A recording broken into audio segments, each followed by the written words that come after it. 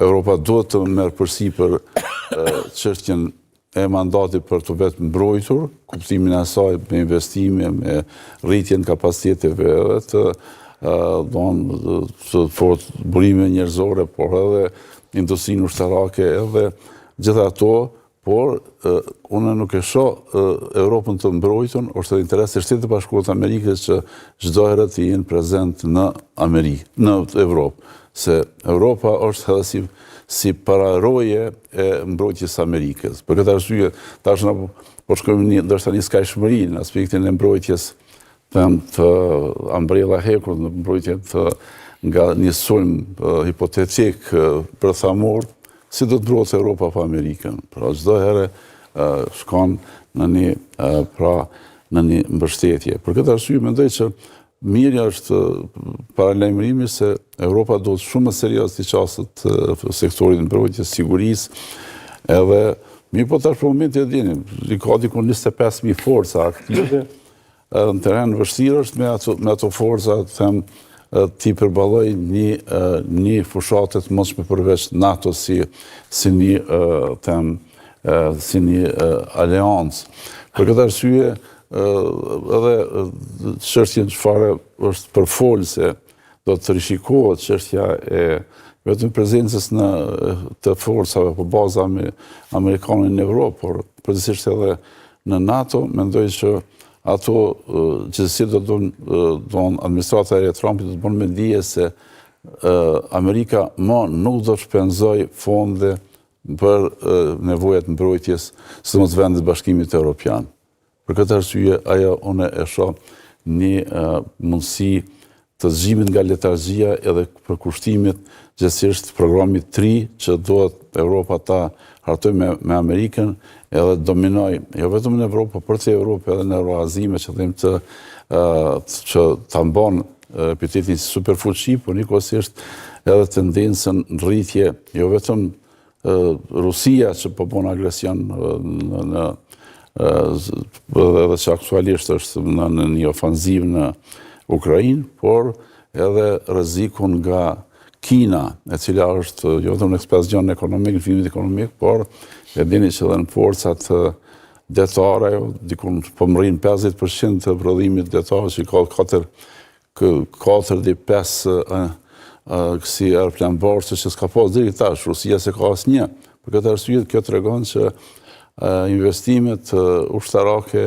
në Kinë, përveç atij ekspansionit ekonomik që ajo po mundot ta pushtoj globin, janë edhe në sferën ushtarake dhe gjithsesi Trumpi, administrata e Trumpit don me çdo kush që ta ndalë edhe Kinën, edhe për interesat e saj, sidomos kur ka të bëjë me detin kinez si Tajvanin, që është një rrezik, por njëkohësisht edhe rreziku i konfliktit në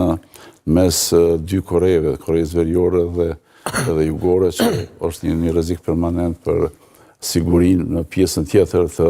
Azisë. Përgjithsisht mendoj që një rrumbullaksim mirë është që këto reforma gjithsesi të programit 3 mujor që një formë do të vetëdijsoj Evropën që do të mirët me mbrojtjen, me vetë mbrojtjen, por unë vlerësoj, mendoj që është edhe shumë analistë botëror vlerësojnë se Amerika në asnjë mënyrë nuk do të largohet nga Europa, nga interesi i saj strategjik apo gjeostrategjik, edhe që ajo një formë do të sjellë një qëndrueshmëri shumë të parë, një stabilitet edhe paqe në Europë. Kur jemi të kjo temë, zotëri Çollaku, si do të mund të ndikonte një ndryshim i mundshëm në praninë ushtarake amerikane në balancën e sigurisë në rajon? Ndryshim i mundshëm? Edhe njerë? Ndryshim i mundshëm i pranisë ushtarake amerikane. E ke fjalën për zvogëlim pranisë? Po. Balanci. Balanci. Domethënë është të bërë një rishikim i strategjisë ushtarake dhe nëse ka atëherë çfarë? Sporit qasja dhe programimet e Trumpit për programimet e zëshme dhe shumë ultimative gati për aleatet historik, aleatet tradicional të Amerikës, në këtë rast përmendohet edhe mendoj edhe në Britaninë e Madhe dhe të tjerët, që do të japin më shumë, do të ndërtojnë kapacitete, do të paguajnë për siguri me një fjali. Kjo është një mesazh i fuqishëm që Amerika nuk e ka më prioritet interesin e sigurisë kolektive në Evropë, për të cilën siguri që nga themelimi i natës 49 deri tani ka qenë një farë kujdestari i sigurisë, kisha më shumë pa kushtimisht kujdestari i sigurisë kolektive dhe njëkohësisht frymëzues edhe stabilizues, inkurajues për shtete tjera, përballë një kërcënuesi po ashtu tradicional, sepse në atë kohë Bashkimi Sovjetik ka qenë kërcënuesi i sigurisë kolektive dhe pikërisht nga ambicjet e atëshme, nëse kthehemi pak në histori, që nga depërtimi i armatës kuqe në Berlin dhe ndarja e Gjermanisë në atë kohë, veç janë vërejt tendencat dhe fillimi i luftës së ftoftë për ndarjen e zonës së interesave dhe jehonën e kërcënimit permanent të Bashkimit Sovjetik për sigurinë kolektive në Evropë dhe me gjërë. Dhe që nga ajo kohë, pra deri në shpërbërjen e Paktit të Varshavës, deri në shpërbërjen e BSS-së, atëhershme siguria kolektive ka qenë e cënueshme në mënyrë permanente, në forma dhe dinamik të ndryshme, nëse veç për shikuesit edhe për ata që kanë interesim më shumë,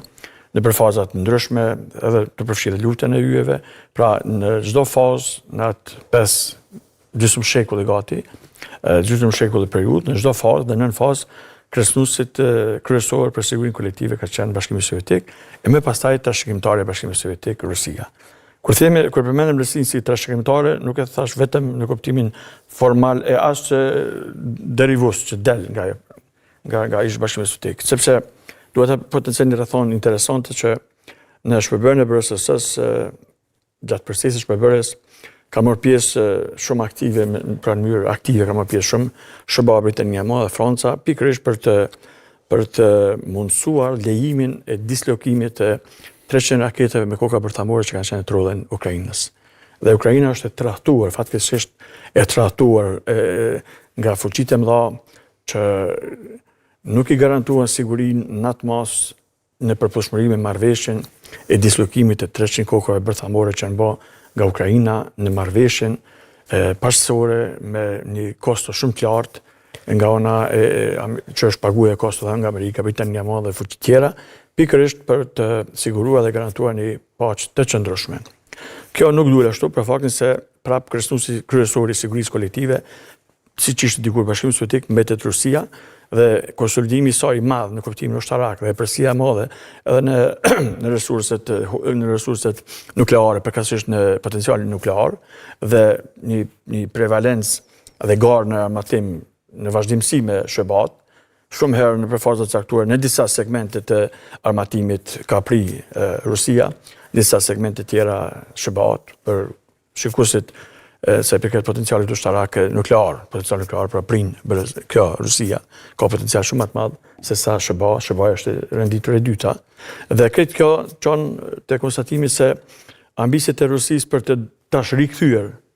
rikthyer tokat e humbura me shpërbërjen e BSS-së, formula e perestrojkës Gorbachevit dhe pa fuqia dhe pa aftësia e trashëgimtarëve të Bashkimit Sovjetik politik në atë kohë, lejoj në kuptimin nuk e ndali, s'mujti me ndal procesin e pavarësimit të shteteve të cilat deri atëherë ishin anëtare të BSS-së dhe dikur siguruan vetësinë e tyre. Tash ambicet e Rusisë janë pikërisht rikthimi atyre shteteve të vogla, sidomos ato baltike, por edhe mësymja në mënyrë direkte ose indirekte, në formë të agresive apo subversive edhe polonisë.